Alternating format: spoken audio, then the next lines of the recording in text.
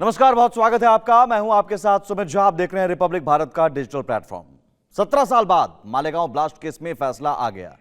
NIA के special court ने आरोपियों को बेकसूर बताते हुए बाइज्जत बरी कर दिया और अदालत ने भगवा आतंकवाद की उस फेक थ्योरी को सिरे से खारिज कर दिया जिसके दम पर कांग्रेस तुष्टीकरण का दांव चलती थी।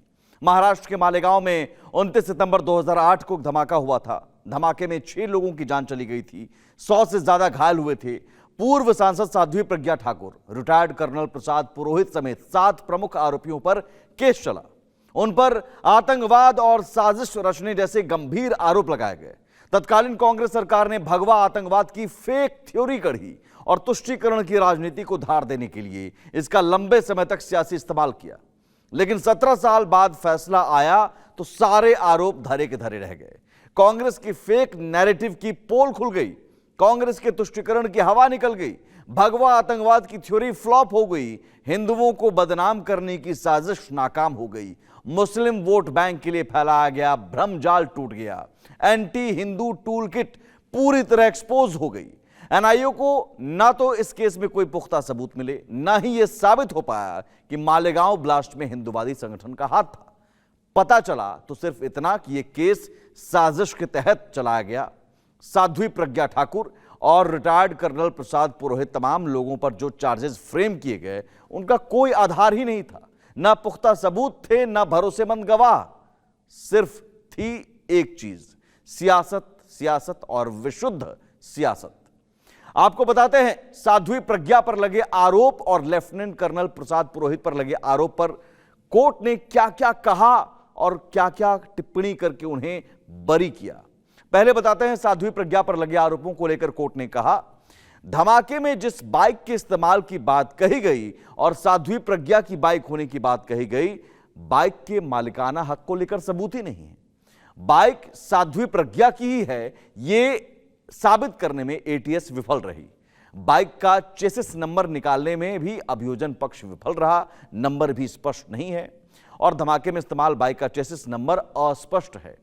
ऐसे में साध्वी के षड्यंत्र में शामिल होने का कोई प्रमाण नहीं है। वहीं कोर्ट ने चश्मदीदों के बयान को लेकर भी कहा कि चश्मदीदों ने अपने बयान बदल दिए और कहा कि दबाव में बयान दिलवाया गया था। इस लिहाज से साध्वी प्रज्ञा को बरी किया जाता है। अब आपको बताते हैं, कर्नल पुरोहित को कैसे बरी किया गया, क्यों बरी किया गया, इसके पीछे की वजह क्या थी और एनआईए कोर्ट ने क्या कहा। कोर्ट ने कहा, कर्नल पुरोहित के आवास पर विस्फोटक रखे जाने के आरोप को लेकर कोई सबूत नहीं है। कर्नल पुरोहित ने बम बनाया या सप्लाई किया, इसके भी सबूत नहीं है। कर्नल पुरोहित ने आरडीएक्स कश्मीर से मंगवाया या कश्मीर से लाया, इसके भी सबूत नहीं है। और वहीं कोर्ट ने कहा कि अभिनव भारत संगठन का इस पूरे केस में नाम लिया गया। कर्नल प्रसाद पुरोहित अभिनव भारत संगठन के ट्रस्टी थे, जबकि अजय राहिरकर संगठन के कोषाध्यक्ष थे।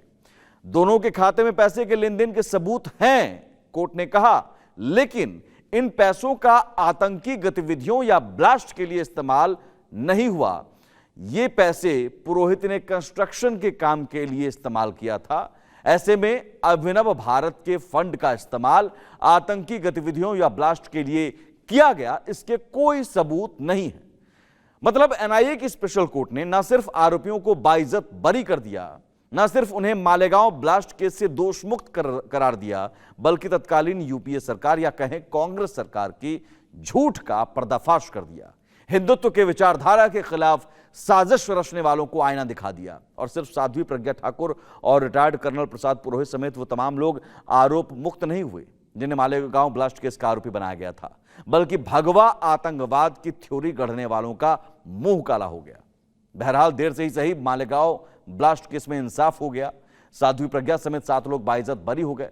लेकिन यह इंसाफ तब तक अधूरा है जब तक यह जवाब नहीं मिल जाता कि 17 साल पहले मालेगांव को धमाकों से किसने थर्राया था और किसके कहने पर हिंदुओं और सेना के अधिकारियों को, सेना को बदनाम करने की साजिश रची गई थी।